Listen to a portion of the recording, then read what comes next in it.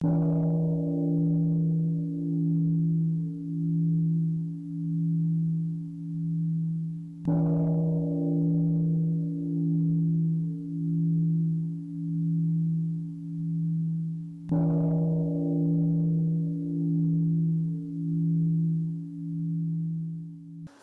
morning we will start with the chanting of Namo Avalokitesvaraya.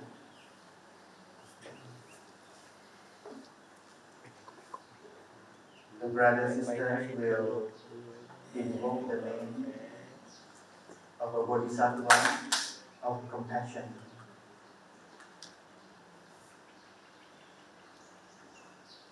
In Chinese it's called Guan Yin or Guan Sibi.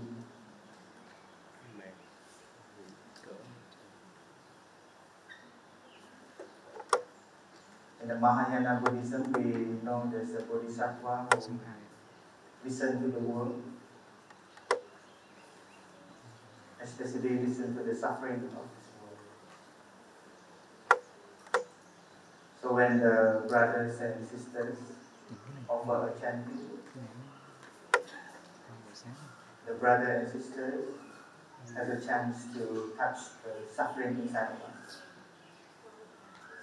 We don't run away from the suffering, but we are using the energy of mindfulness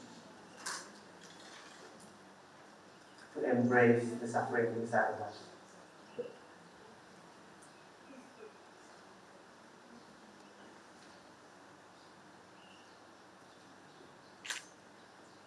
All of you can practice listening. You can observe your in-breath and out-breath. Come back to the present moment, right here and right now. And you can focus your attention on your ear to listen to the chanting.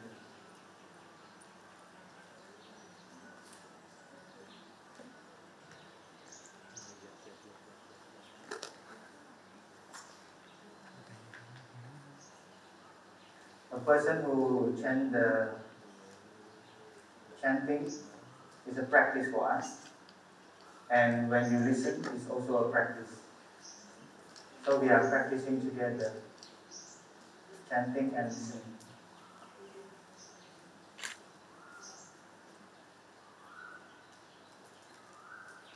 When you listen, you also relax your body. And then you also can be in touch with the suffering inside of you.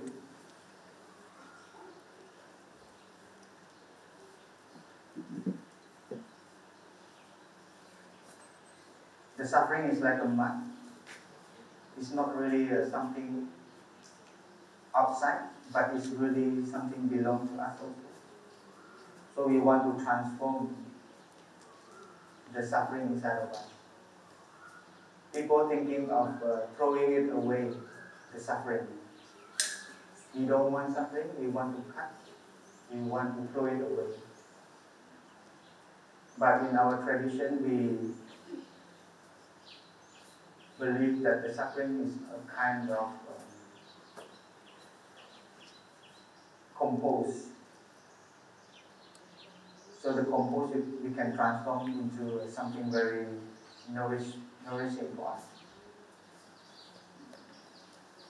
I think this is also the intention when you come here to practice.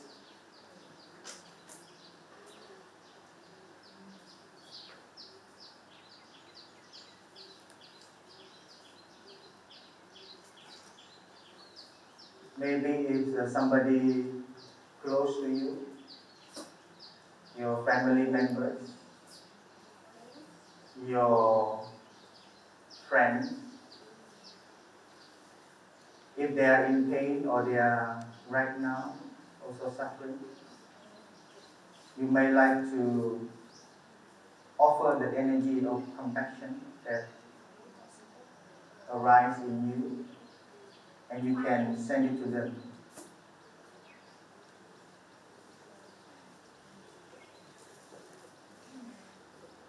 We have a few years of a lot of suffering, especially by the pandemic. Even though we are not totally free from it, but we still probably have fear inside of us. And as a community, we can practice mindfulness to transform this fear, transform this suffering in us.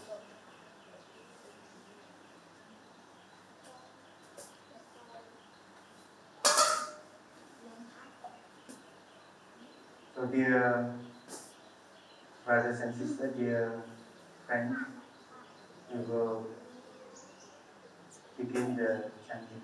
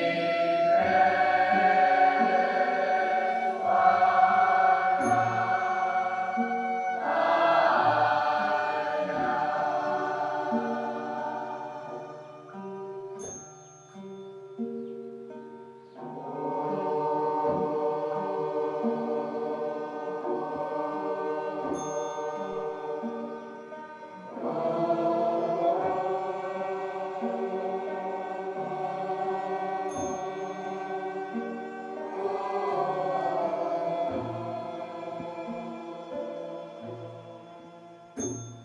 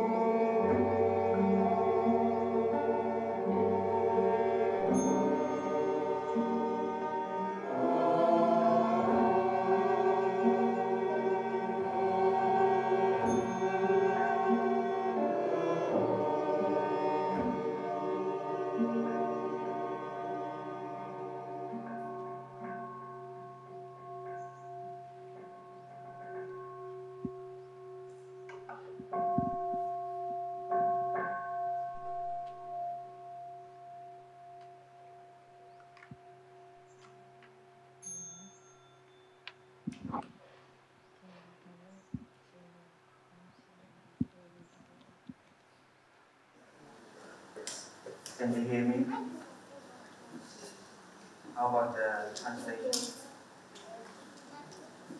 In the Thai? The In Vietnam? kids I would like to invite the children and the teenagers to come up here in front of me. New students, please come up.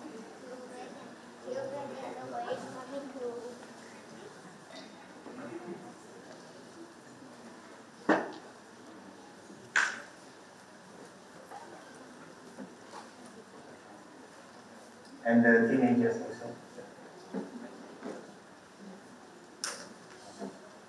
Please come up, sit here. So it looks like all the children and the teenagers who speak English. You can come facing me. Come facing me. I become an artist today. Please come and sit here.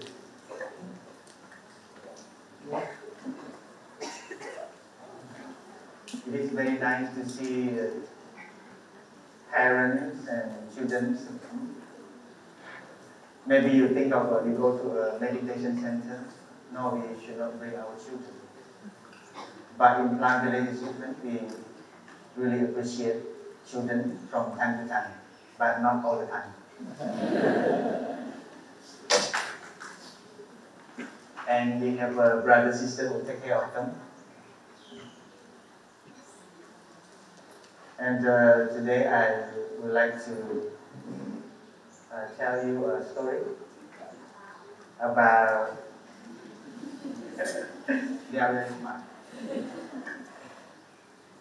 about this one. Do you know what it is? Okay, do you want to be king? No. Oh, I know. No, you just hold the king. You just hold the paper. Come sit near to me. Yeah. What is your name? Ray. Okay, this is the King Ray. King Ray. Show the picture to everybody. Okay. And then I have, do you know what is this? Elephant. Somebody want to become an elephant? No, you already become a king. Somebody want to become an elephant? Ah, yeah, please hold it. And you have to sit somewhere close here. And then I have, what is this? Dog. Somebody want to, please. What is your name? Highlight. Okay. So the dog name of the dog is Highlight. And then I have a man. It's called a villager. Maybe can I have a young teenager man? Just hold it. No. But this is a little king already. Somebody want to help me? Just hold it, and you don't need to do anything. And then I have another person. This one. This is the advisor of king. Very wise man. Okay? Who wants to be a wise man or wise woman to become an advisor of king? Somebody else. Okay, the story goes like this. Even though I'm telling this story for the children, but all the adults also please enjoy.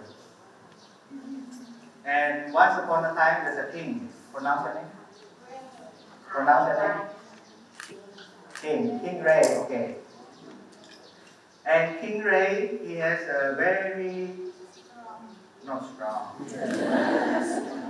He's a very cute elephant. Please show the elephant. Yeah. So higher. Children, do you know there's a person standing next to the elephant? Do you know what we call a person who takes care?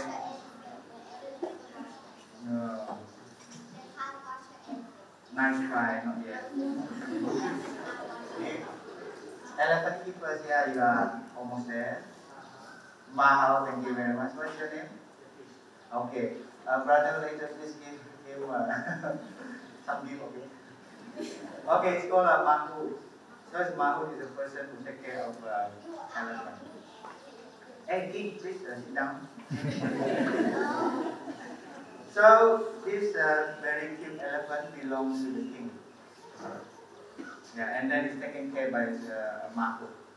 They give the elephant food and then wash and take care. And then one day, there's a little dog. Little dog. Okay, show your picture. Little dog. Yeah. This little dog lived next to the elephant. So one day the dog just playing around and meet the elephant. In Asia, people say between the elephant and the dog, they are totally enemy. They cannot be friends at all. You know why? Every time when the elephant look at the dog, the elephant will be very angry, want to kick the dog. Don't kick the dog. He's very serious. He wants to kick the dog. And then the dog also, they are natural enemy. When the dog look at the elephant, the dog will always bark. Try to bark.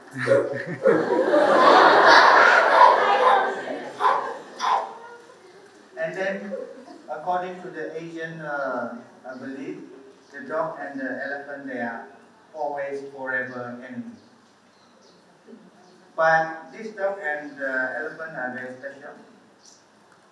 So when the dog came, just silently, and then while the elephant was eating the food, and then few of the food fell down, and then the dog just quietly eat the food. Oh, I got a blessing from this elephant. So one day, 2 days, 3 days, and then the elephant starts. Why this dog come here to eat my food?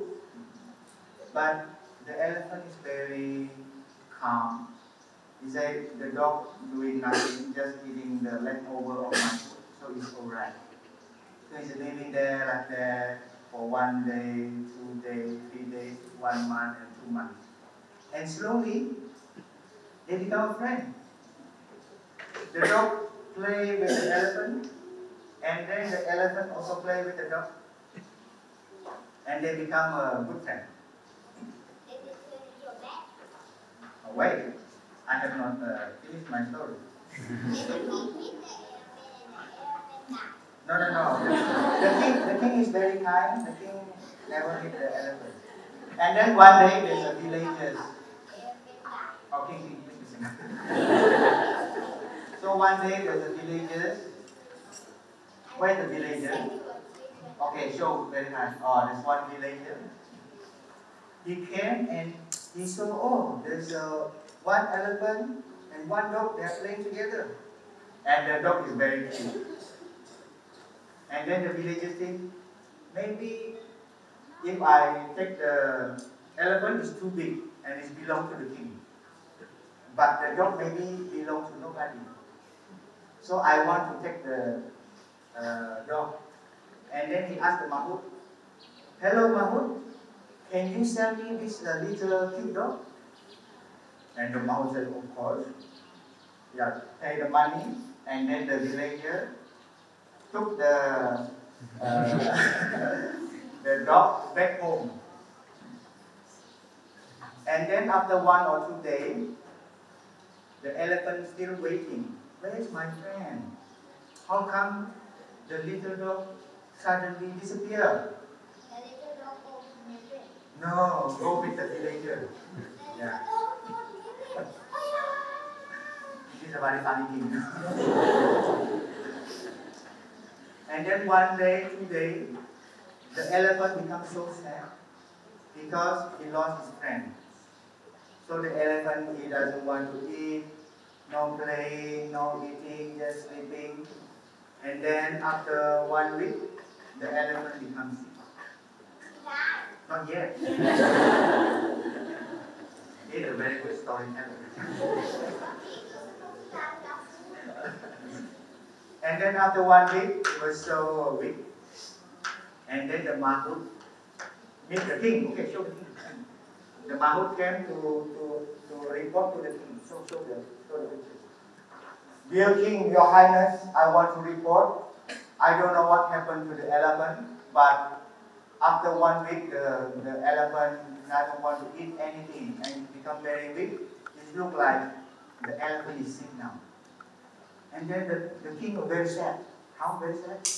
Right. Okay. And then the king have a very wise minister. This is the wise minister. So the king will tell the minister, hello minister, I have a problem. Tell me. My elephant look like it's sick. And then can you go to check the elephant?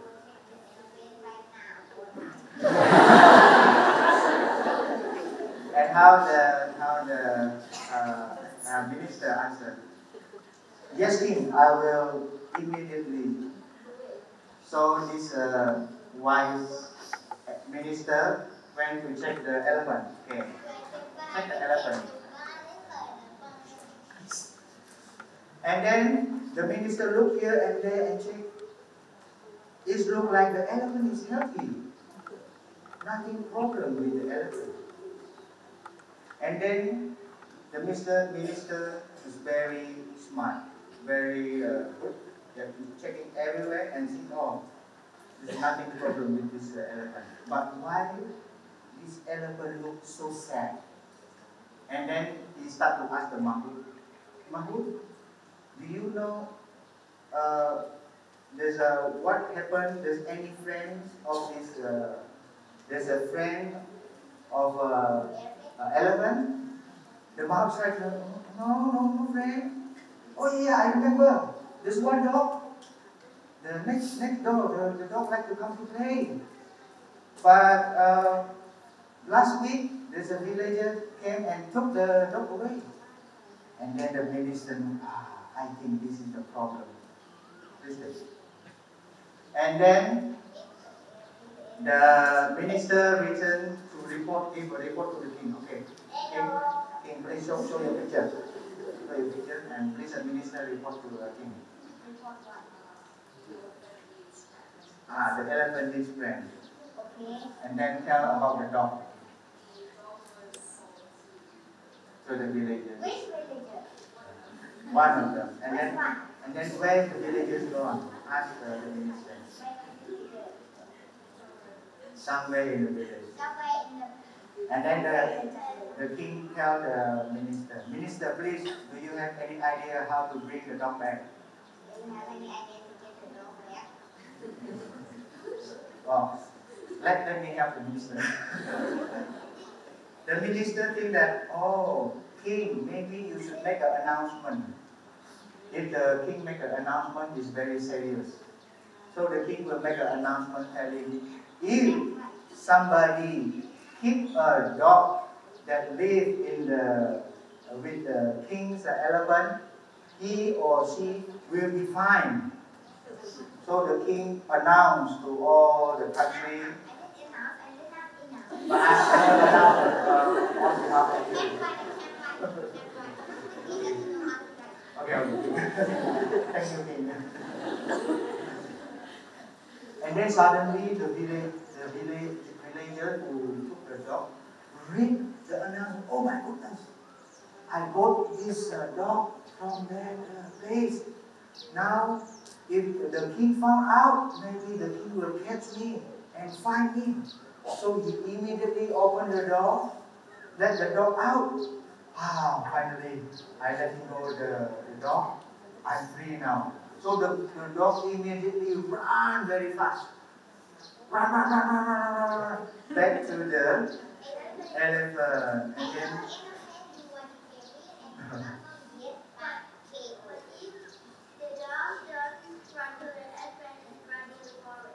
then Now, but the dog is very smart. The dog run back to the place and play with because they are good friends. Because the dog have a very good, they have a lot of questions. The dog have a very good nose, just by smelling they know. Okay. So finally, the dog and the elephant they met once again, and the elephant become very happy. And then finally, the Mahmoud report that the elephant already returned to normal, eat and play with the dog, and both of them become a very good friend. Very good story. Give me a flower. No, no, you are king.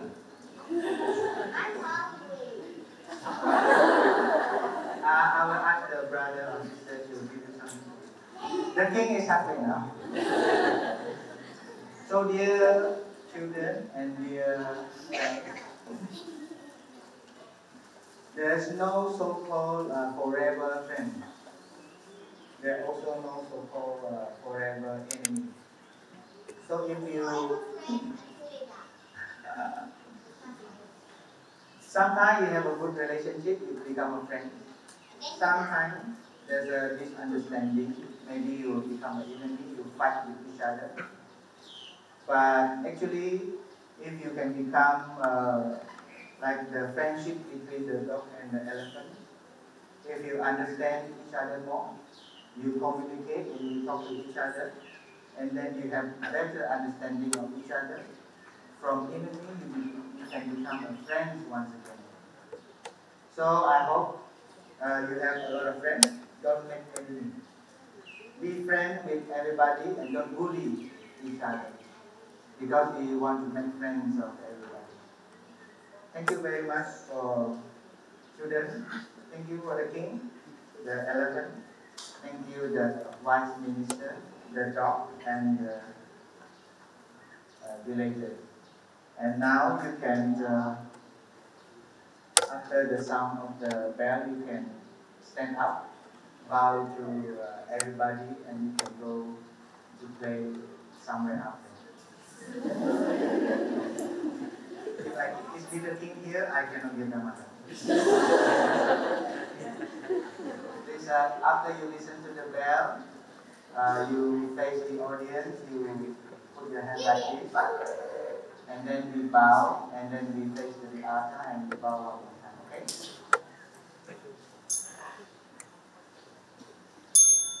Please stand up. Let's bow to everybody. And let's face the altar and bow one more time. Enjoy, friends. Dear respected Thai, dear brothers, sisters, and dear friends, welcome to the Songkran retreat.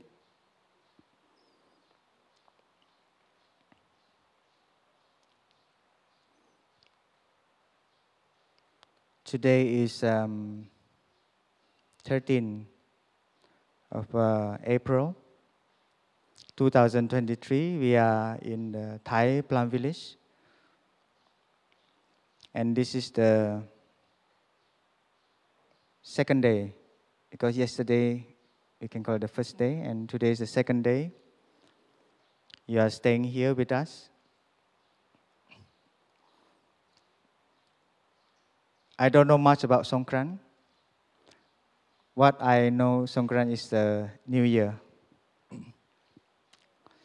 So in Plum Village, we are very lucky. In 1 year, we celebrate few times of New Year. The first New Year is the 1st January. It's a New Year also. And then the second New Year is the so-called Vietnamese New Year. They call it Tết. Usually in February. So January, we celebrate New Year. February, we celebrate another New Year. And then April, we celebrate another New Year. So how many years in 1 year?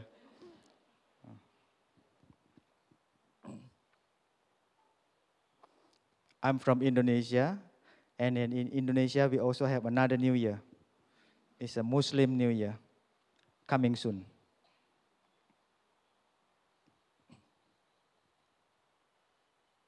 And New Year, always a very good chance, opportunity to um, to welcome friends to come to practice with us because we know you are very busy.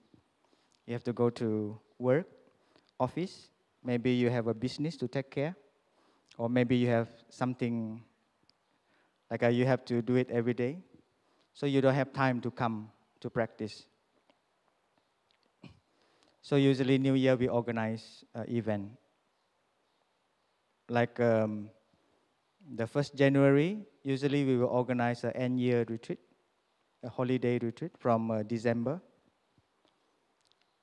to the beginning of the year. And then for the Vietnamese New Year, we also organize an event. A lot of people from Vietnam, they will come to celebrate the New Year with us. And then the New Year is very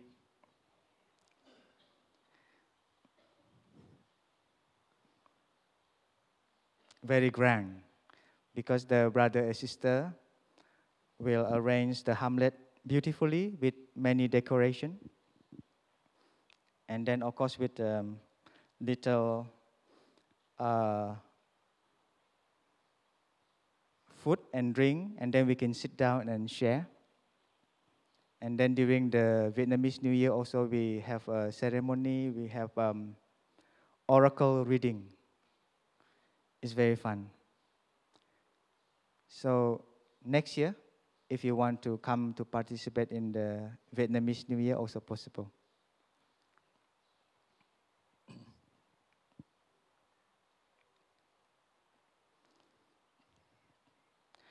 And the theme of this retreat is peace in every step and freedom in every smile. So we want peace, right? But sometimes with the children, how can be peace? They are talking so much. They keep disturbing me. They ask a lot of questions, even sometimes I don't know how to answer. Luckily, we don't have children. I mean, me. Because to have children or not is really a choice of everybody. Maybe you think that it is weird. How come the monks and nuns, we practice a celibacy, we don't get married to have children? But it's kind of a way we consciously choose. Can you imagine if I have a wife, then it's difficult for me to concentrate on this practice. And suddenly my wife called me, and suddenly my children call me. Wait, I'm giving a Dhamma talk. So I'm not telling that the family is a burden, but it's just a choice of each person to choose which path to walk. But living in this very big community, I also sometimes feel like I have children. At least I have a younger brothers to take care, to teach them, to share with them how to practice. So we don't have a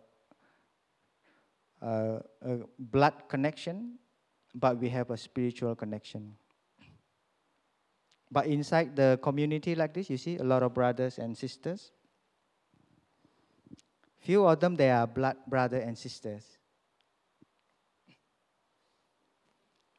So sometimes they are blood brother and sister, they ordain together. Thank you very much.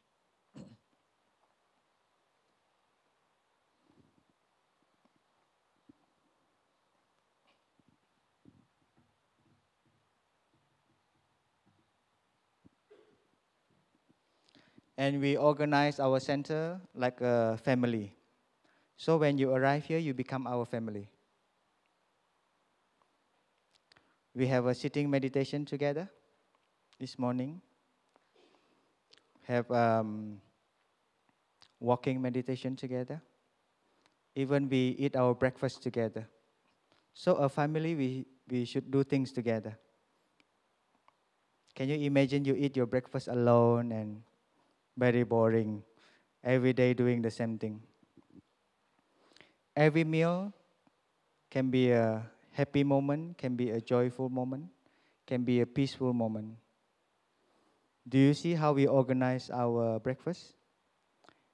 So you eat in silence, you really enjoy your breakfast, and then you already feel the peace.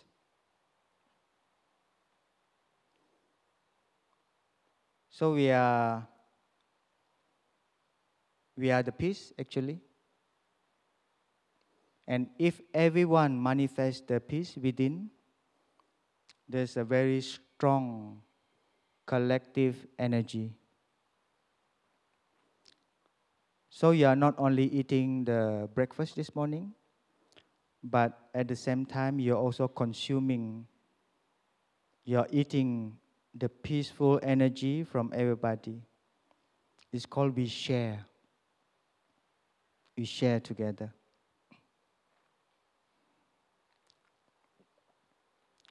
It is difficult to talk about peace. Maybe a professor or somebody try to define what is peace. They will quote a scriptures, they will share their definition about peace. But over here, we don't really give you a lot of definition or knowledge about peace, but we are doing peace. We are being peace right now and right here. So if you think that you really come to accumulate a knowledge about peace, about mindfulness, about meditation, I think you were disappointed.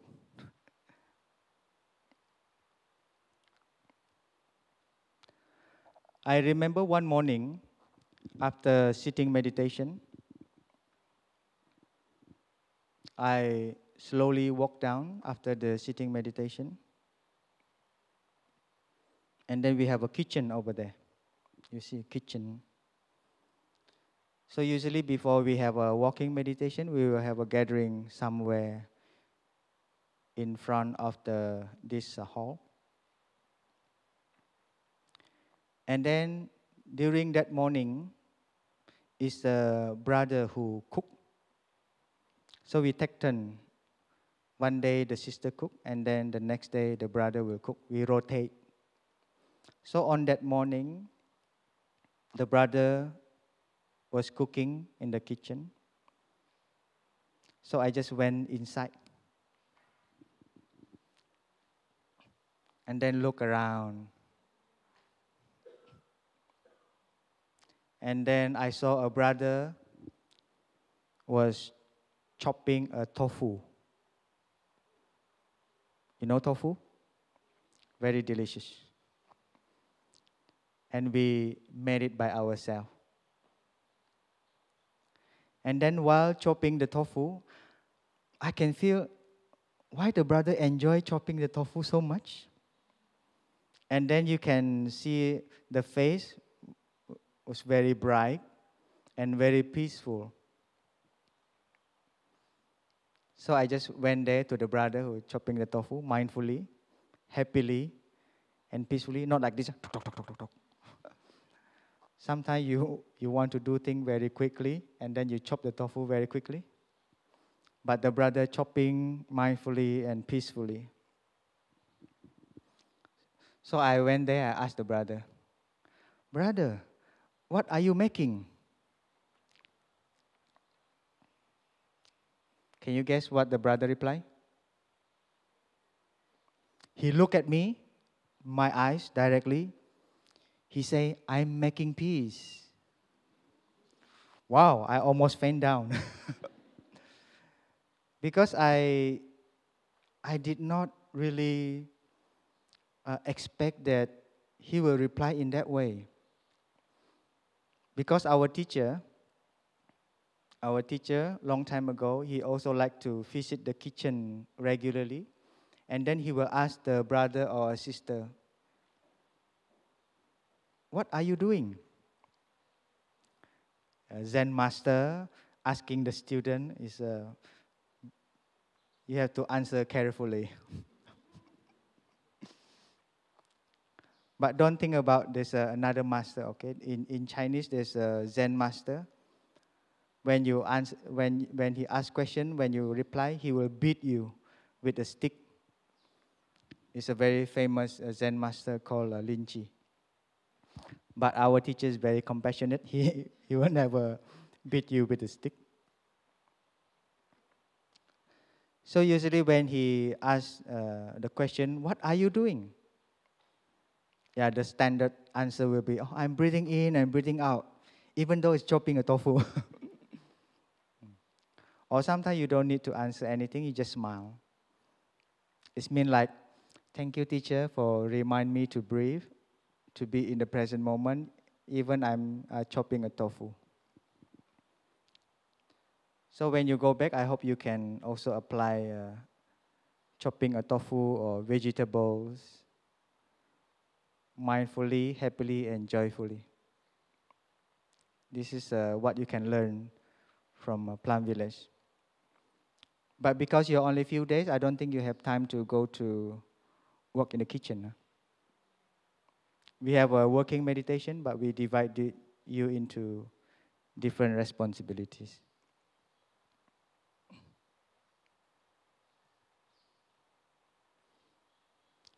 So to be mindful in Plum Village tradition, we practice a lot breathing in, breathing out.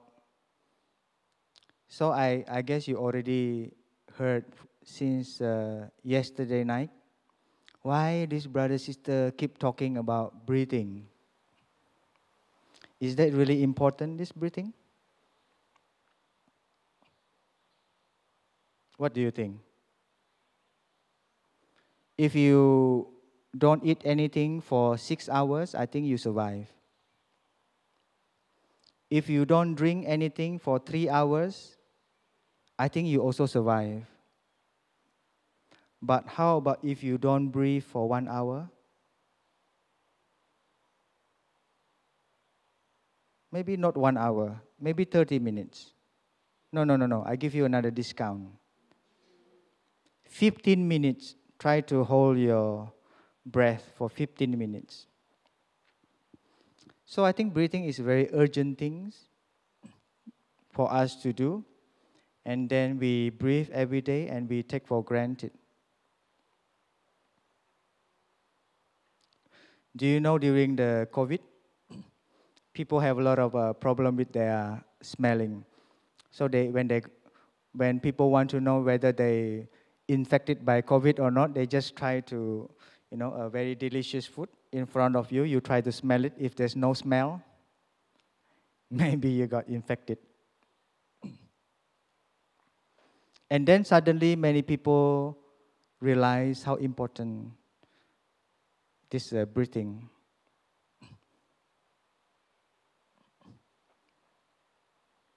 And then they also realize how important to have our nose function properly. So the aroma, the smell from the flowers, from the food is important for us.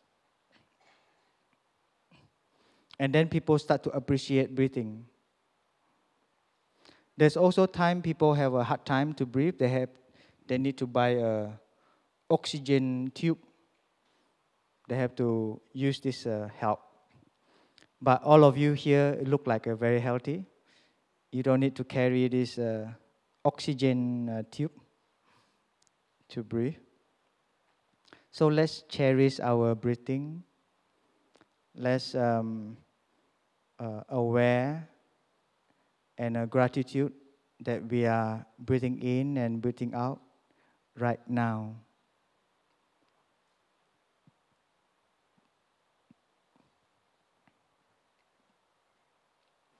In our tradition, we just try to share with everybody in the very simple way.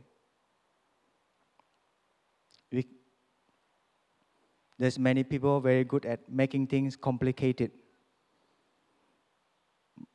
but they don't have a way or capacity to make things simple or simplify. So we would like to share that actually mindfulness is not something very difficult to understand.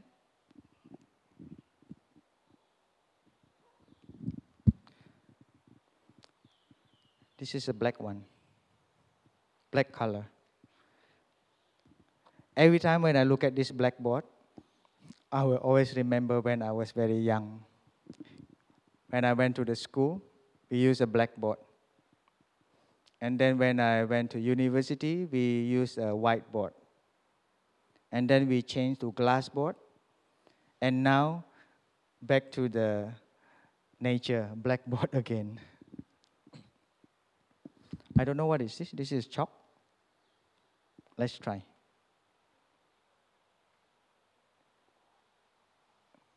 Wow. I hope we can erase it. In Nepali, they call it a sati. I hope I pronounced correctly.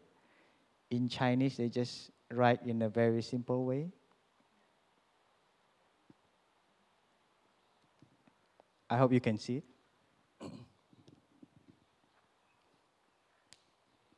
Or you want the English versions?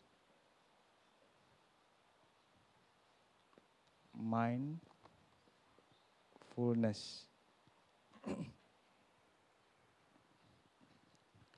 I try to read a lot of texts explaining what is mindfulness, and finally I confuse. And then I just come back, oh, this is my in-breath, this is my out-breath. I come back to the present moment. Yeah. In the here and in the now. This is what our teachers say, oh, this is mindfulness. There's one book, I like it so much, it's called Visuddhimagga. It's a very nice work of a great master called Buddhaghosa. So I try to read. Very good definition, everything. But after some time, I think that too many things. It make my head so full. Not mindful anymore, but mindful. It means full of theory. In Chinese, they have two characters. You just say the first part is a noun. And then the second part is the heart. So when the heart come back to the present moment, or come back to the now, there is a mindfulness.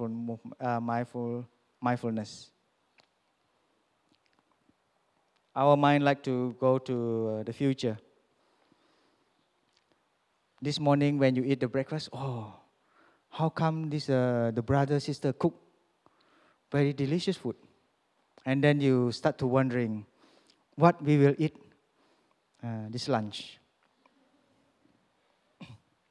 What kind of menu we have, right? You smile, that's right. Or maybe even your body is right here in our center in Pak Chong, but you're still thinking about things in,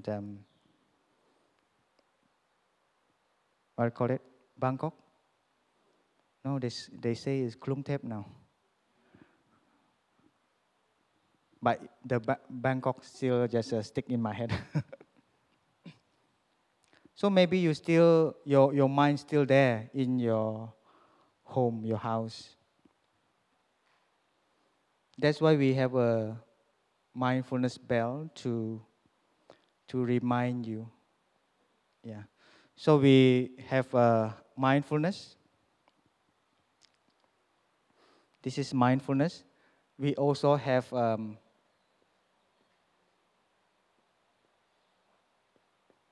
this is called forgetfulness.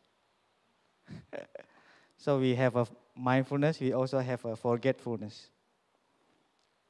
They come to us regularly. But for mindfulness, you have to invite. This is a very special guest.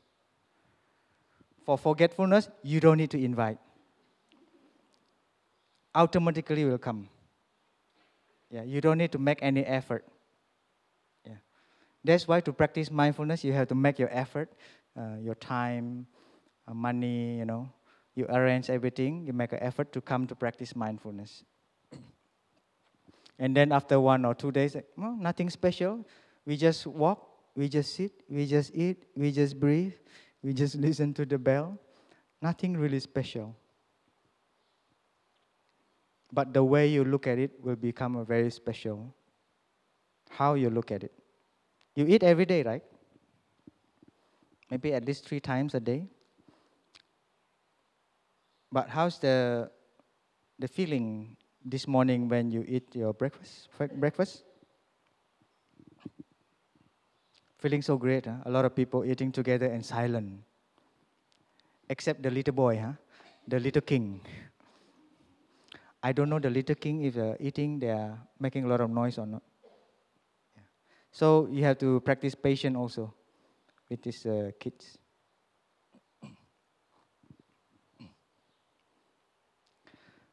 One day, this student asked a question to a teacher.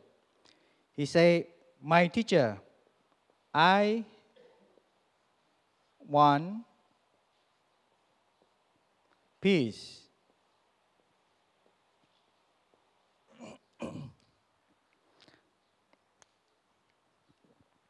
If you ask this question to Master Linji, he will pick up a stick and beat you.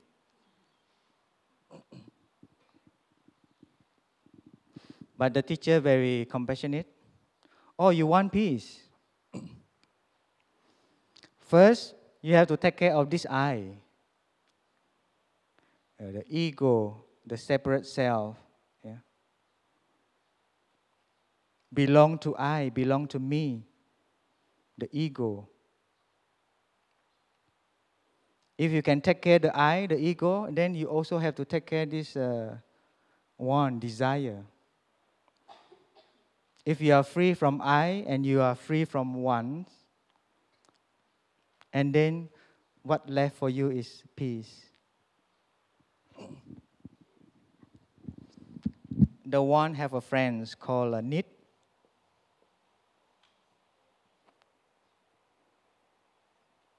Can you tell the difference between I want peace and I need peace?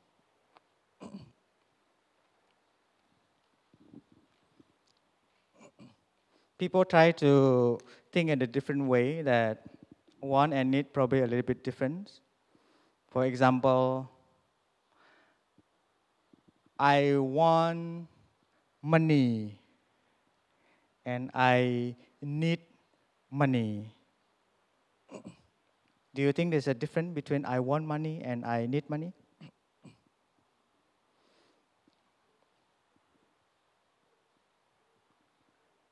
If you want something, it's endless, limitless. But if you're talking about need, maybe you only need a certain amount. But talking about money, nobody will think that there's enough. That's why in Plum Village there's a practice called, maybe you can go to the bookshop and look for the calligraphy. It say, I have enough.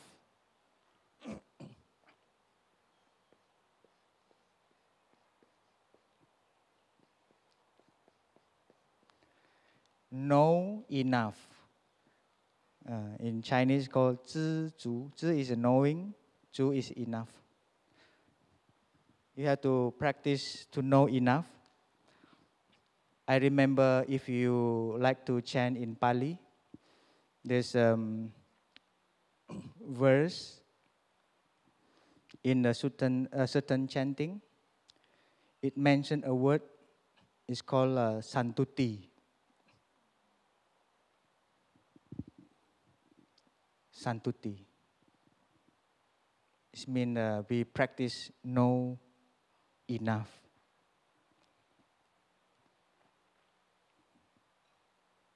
Or our teacher say samtusta.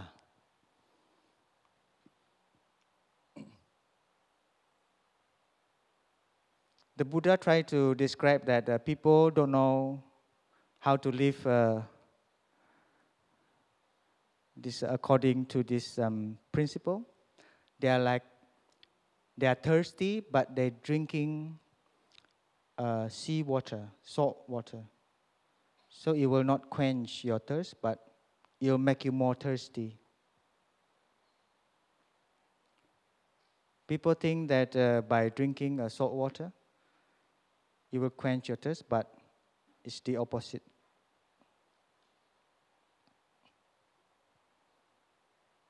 Nowadays, very easy to buy things.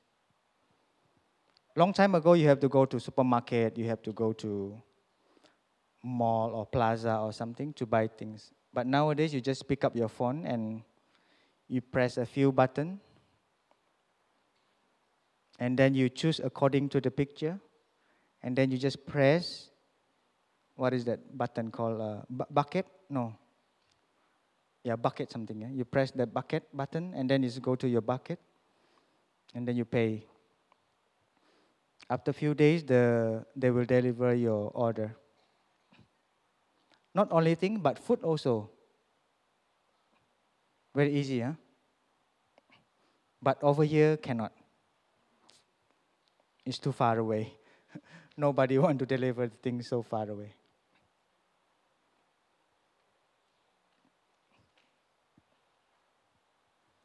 Maybe we can listen to on sound of the bell.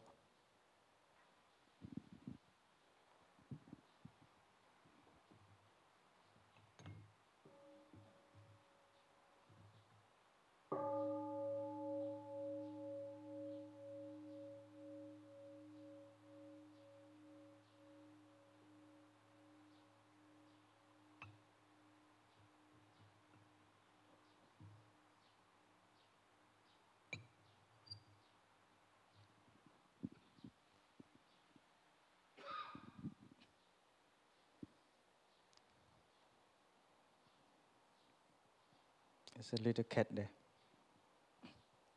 It's very confident and very enjoy. When you look around, you'll see cats, kitten, dogs, puppy, birds, ants, and all kind of insects. They live so well here. Do you know why? I don't know. You see, we have a neighbor. Sometimes they grow something and then they have to spray pesticide or something. And then I observe those bugs, the little insect, they all will migrate to our land. Because in here, the brother, sister, we don't use this pesticide. And then from time to time, you will see maybe little snake,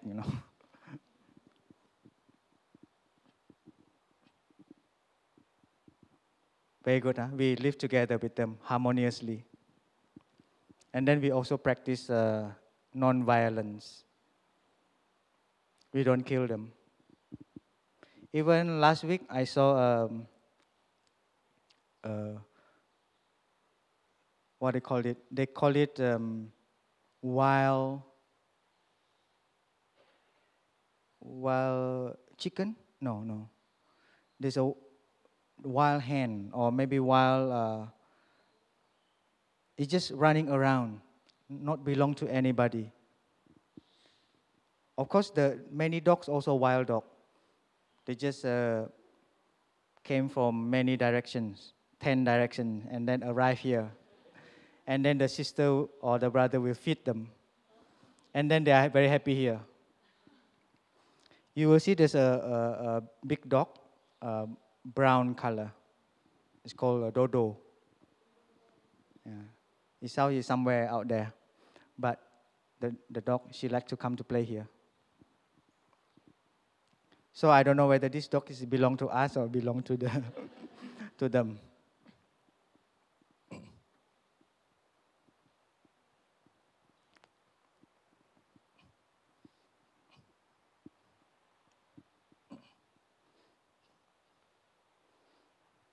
I guess this is the eraser. Let's try. Oh yeah. Okay, a little bit difficult. Just leave it. And the practice of when you come to Plant Village, the first practice is to rest your body.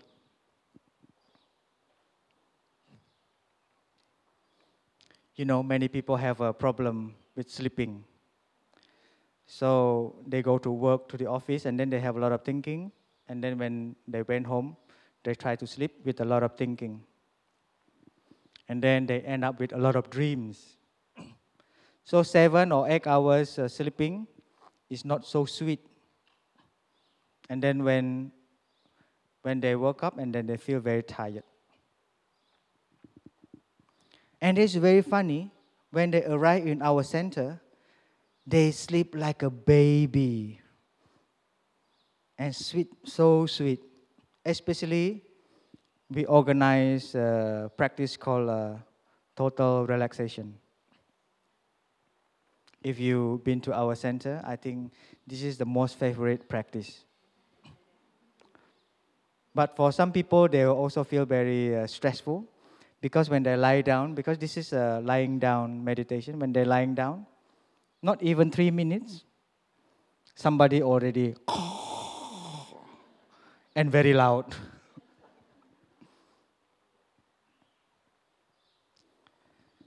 So when you come here, we would like to encourage you to take a rest, especially your body.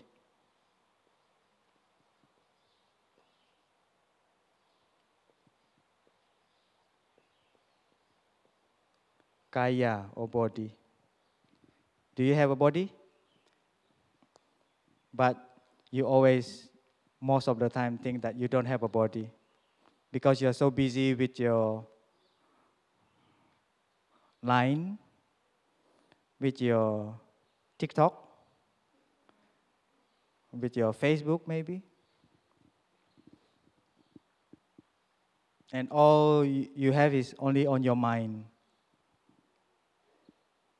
So our practice here to help you to connect with your body. And then you need to rest your body.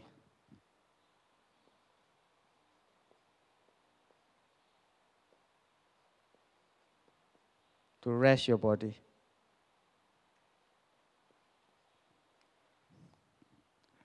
Take a rest, my dear.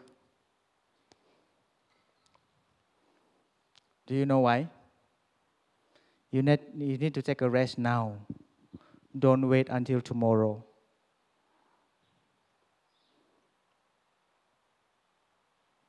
So please take a rest before you rest in peace.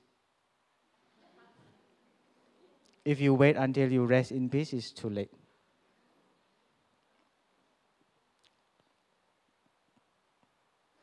When you walk from your room to the dining hall, you can really enjoy. But don't walk like a robot, okay? Oh, this is a walking meditation, so you do it in a way like so weird. But you just walk in a way that relaxingly. Slow down a little bit is very, very nice. So walking in that way, you can help your body to relax. Peaceful. You can try, huh? But don't force yourself. Sometimes people try to force themselves to practice like that, and then they end up so tired. Next time, they don't want to come to here anymore. Okay, I have enough. I don't want to come to Plum Village anymore. So relaxing and resting your body is very important.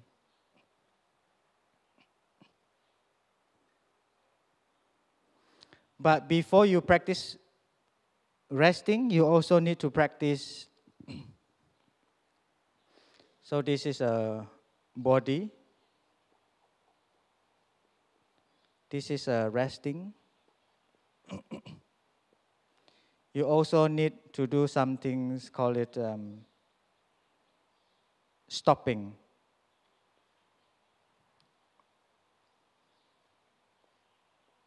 Like this. I'm not very good at writing Chinese.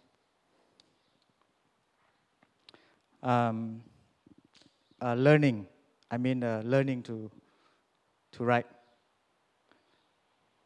I think it's like this. I will learn better, okay? Next time. So you need a practice called stopping. Over here, you have a lot of chance to stop. When you listen to the bell, you stop. Breathing in, breathing out, enjoy the present moment. When you listen to the clock chimes, in our dining hall, we have a clock that you will chimes every 15 minutes. You also enjoy. So you need to practice a lot of stopping. Because nowadays people keep rushing. Even before they finish one thing, they already think of something else. Yeah. So take your time to do all kind of things here. Nobody force you. Nobody push you around. Yeah. And to practice breathing, there's many ways how to practice breathing.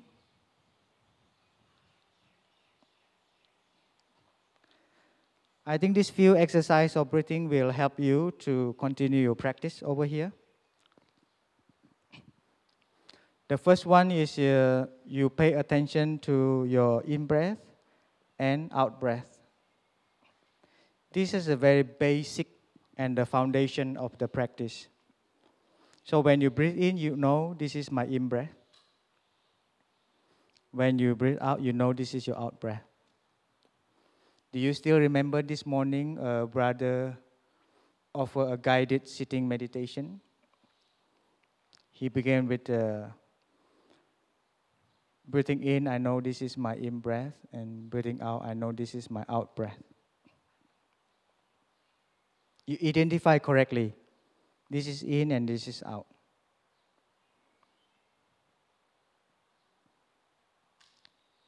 You can do it out there also, not only in the meditation hall. Even right now, you can identify, oh, this is my in-breath, I know. Oh, this is my out-breath, I also know. Very simple. It's called a mindfulness of breathing. Because mindfulness, you always need an object. You cannot be a mindfulness of nothing. Mindfulness of listening, mindfulness of chewing, mindfulness of walking, mindfulness of listening. So when your ear are very mindful, then you can listen to a lot of sound surrounding us. If you are too busy thinking, your ear seems not function very well.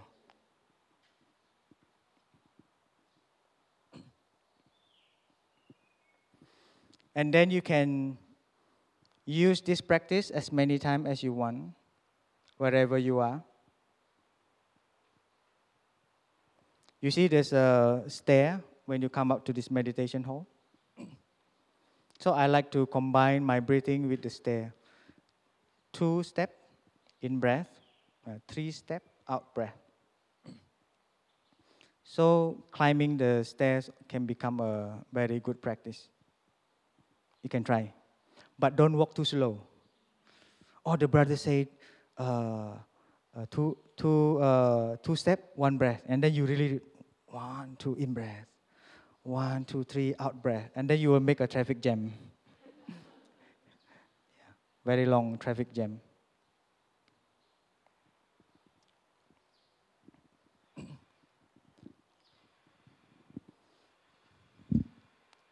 Number 2, you following your in breath and out breath. Following in breath, following out breath. So still the number 1 is the foundation. Correct? So you know your breath is long or fast or short or quick. You know very well.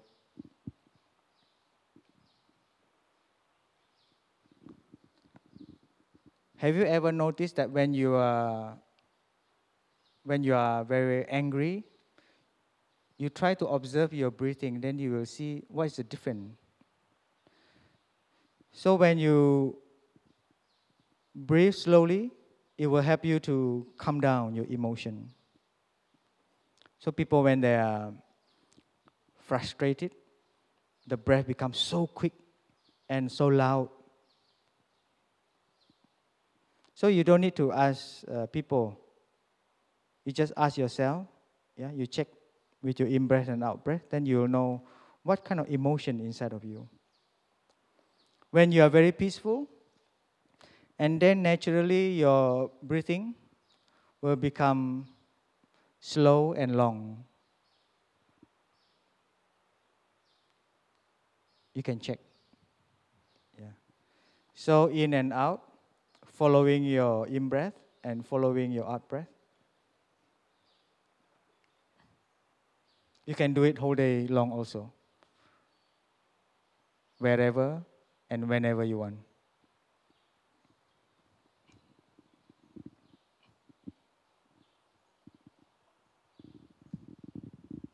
The third one, still using in and out. Okay, because number 2 rely on number 1. Number 3 also rely on number 1. Yeah. Breathing in, I am aware of my body, aware of my body, aware of body. A whole body. Breathing out, I'm aware of my whole body. And then you start to realize, oh, I have a body. How come I feel like 1 hour ago, my body just disappeared? Now I reconnect with my body. So wonderful to have a body. And then suddenly, oh, I have a pain, back pain over here. And then you start to realize what happened to your body.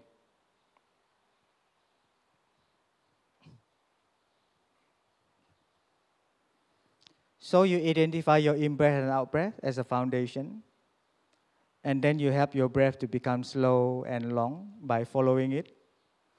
Also rely on in and out. And then you're also using this in-out to aware, just kind of feeling. Yeah. Feel the body.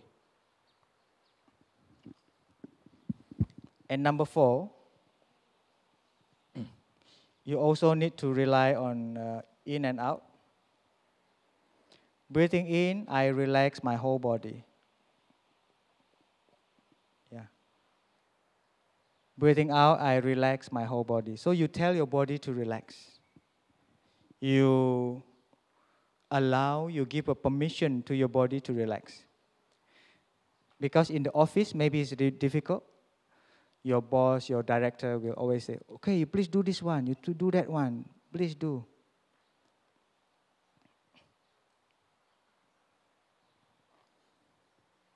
So you relax your body. So it's all about the body. So when you practice mindfulness, the first thing you need to practice is return to your body. It's always start with the body. You take an in breath and out breath, it's already a body. Because it's from your nose, it's a body. And in the teaching, it say return to the body. This for exercise is related to body, and the body is very important as the object of our mindfulness. Please practice it regularly.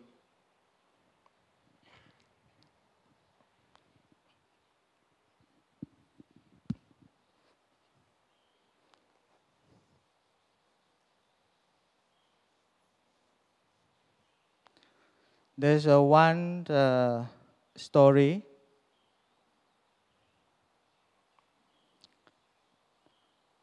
There's one villager.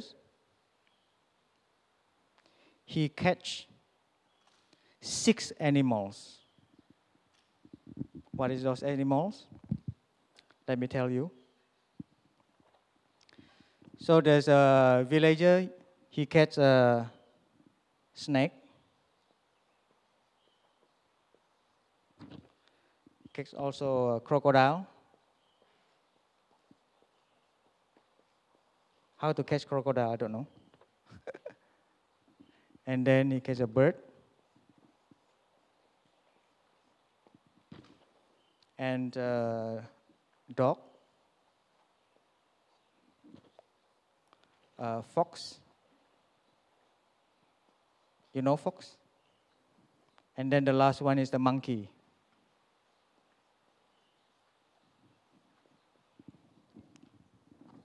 So these villagers catch these sick animals, and then he tied a rope in the body of the snake, crocodile, bird, dog, fox, and monkey.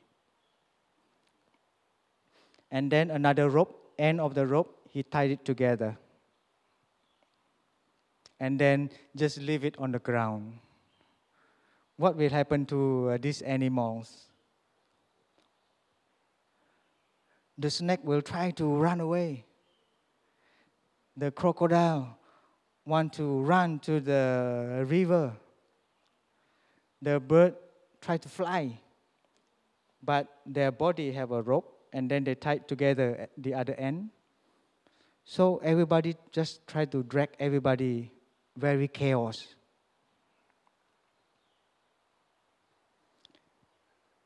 The dog want to run to the village. The fox want to find something to eat. The monkey want to jump to the tree. And then they quarrel. And then at the end, who is the winner? What do you think? Who will be the winner? Maybe you will think maybe crocodile will win because it's very strong. The crocodile will just drag everybody to the river. Maybe. But the dog and the fox and the monkey also pretty strong. So it's very messy.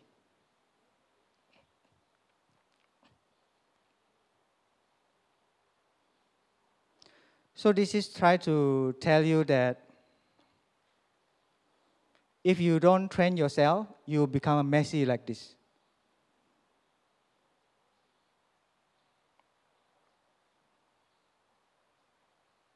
So we need to train ourselves.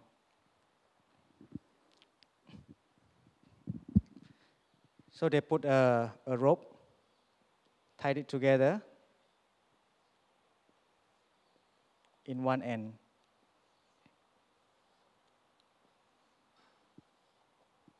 And then the monkey also. And then the practice to come back to our body, the practice to aware of our body, to be mindful of our body, is like putting a pillar over here. If you put a pillar over here, you tie the rope over here in this pillar,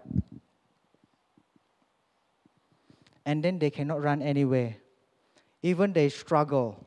They, the birds try to fly. The crocodile try to drag the pillar, but the pillar very strong pillar. And then the monkey try to jump, no success. At the end, when they are tired, they just stay there, near the pillar, correct? They just stay near here.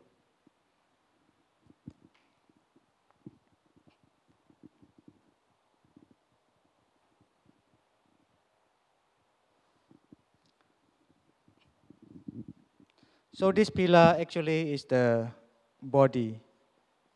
You return to your body. So it's become a strong pillar. In the scripture, it says, these 6 animals represent something. Do you know what the 6 animals represent? It represents your eyes, correct? Your eyes want to look always somewhere else, look at something very beautiful. Your ears, your eyes, your ears, your nose, your tongue, your body, and your mind. So this monkey is the mind. No wonder people were always talking about monkey mind, because our mind like to jump a lot.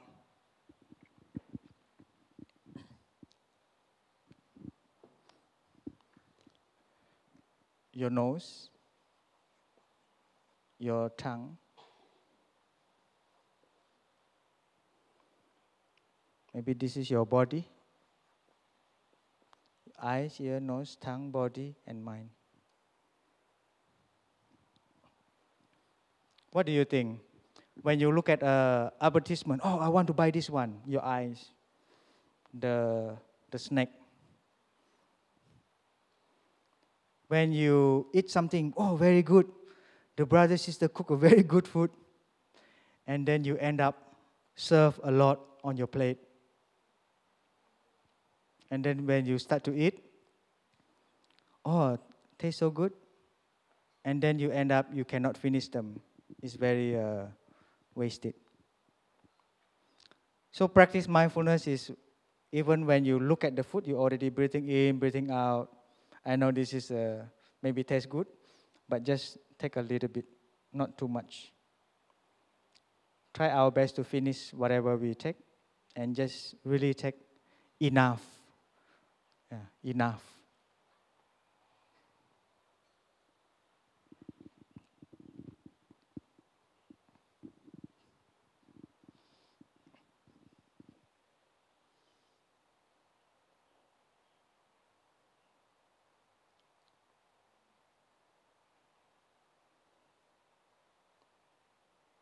So we need to take care of our eyes, our ears, our nose, our tongue, our body, and our mind. Let's spend a few days to really look at them. What happened to them? Because you don't have time in your home. You're so busy. So this is a good time. When you have an experience to observe your 5 senses or 6 senses, and then you can bring it home and also check, because we always need to check our eyes. If we don't check it, and then it will do whatever they like. It's a little bit dangerous.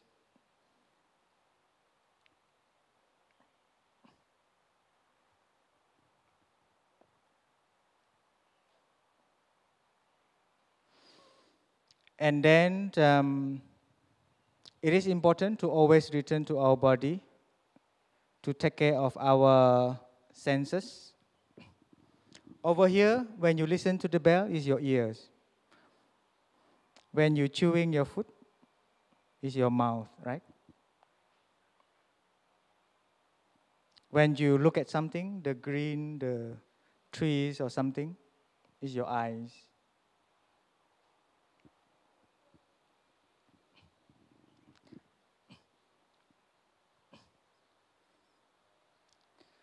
Do you know why we start with the body?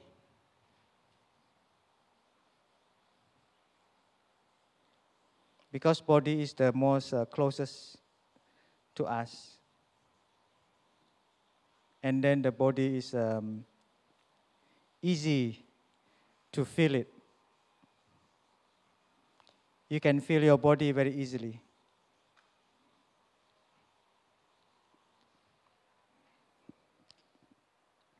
The second one you need to take care is the feeling. You have a lot of many kind of feelings.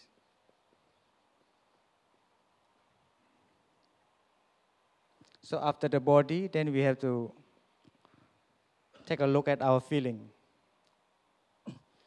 According to the scripture, we have three kinds of feelings: comfortable feeling, uncomfortable feeling, and a neutral. And our teacher add one more. It's called a mixed feeling.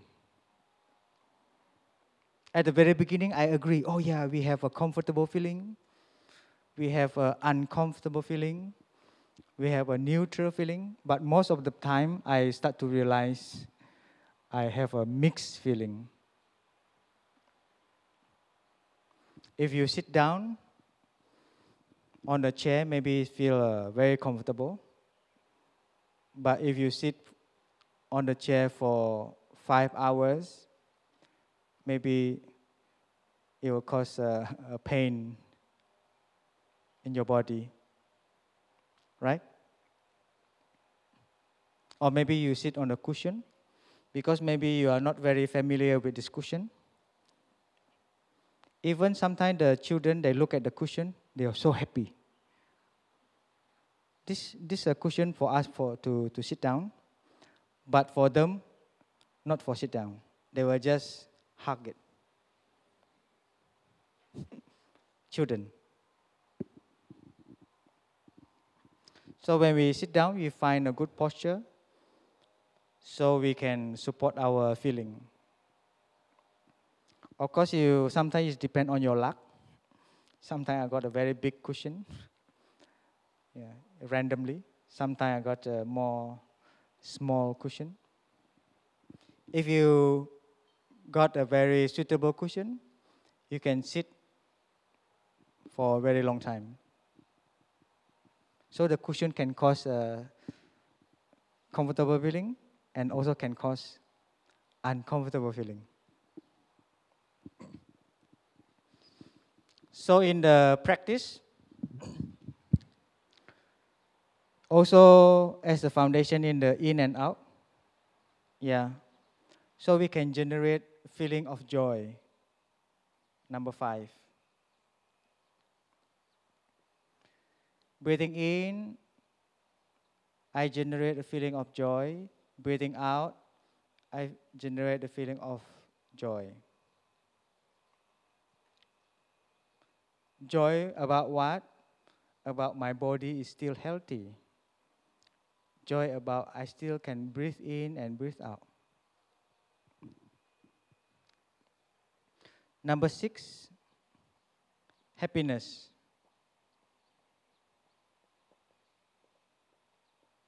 Breathing in, I generate a feeling of happiness. Breathing out, I generate a feeling of happiness. Maybe you start to wonder, what is the difference between joy and happiness?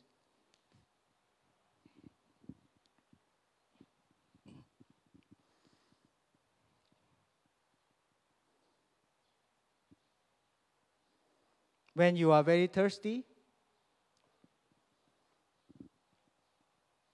so the thing you want to do is to drink, right? So you look at the television, oh, there's a very cool drink. Just by looking at the drink, it's a joy already. There's a joy. But when you grab the cup with the water and then you drink it, oh, this is the water. You experience it directly, it's happiness. A little bit different, but they are brother and sister.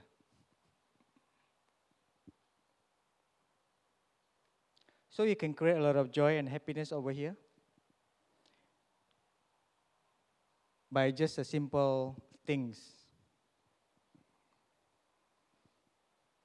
When you are very hot, you stand in front of the fan and oh, so cool, right? This is joy or happiness. Do you think it's possible of mixing joy and happiness? They are connected actually. If you have joy and happiness, and then we also want to aware of painful feeling. Painful feeling. Oh, I sit for so long. When the Dhamma talk going to end? Oh, I'm so hungry already. Please, brother, let us end now. So you need to use in-breath and out-breath to aware, to recognize the painful feeling. People try to deny the painful feeling, try to kick it, try to cut, try to chop. And then they create a lot of disturbance to him or herself. So over here we embrace it. Number 8. Embrace or calm down the painful feeling. You can say embrace. Embrace number 7.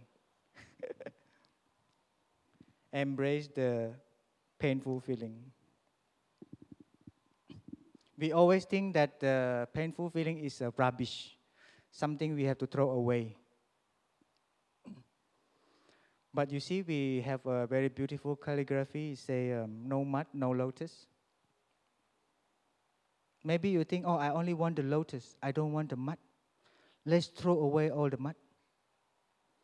But when you throw away all the mud, the lotus cannot survive. Yeah. Think about the mud is like a suffering. So we transform the suffering into joy and happiness.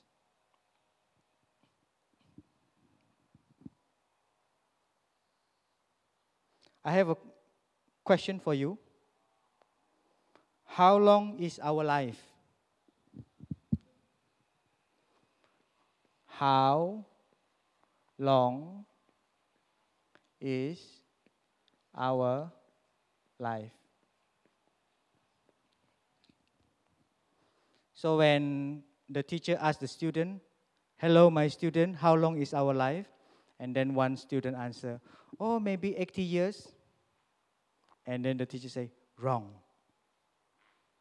And then another student reply, oh, maybe 60 years. And then the teacher say, wrong.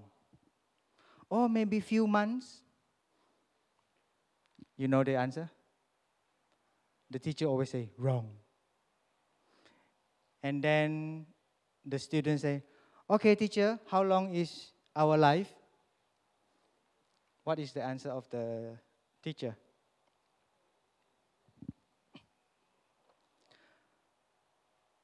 The teacher answer, our life is only as long as one breath.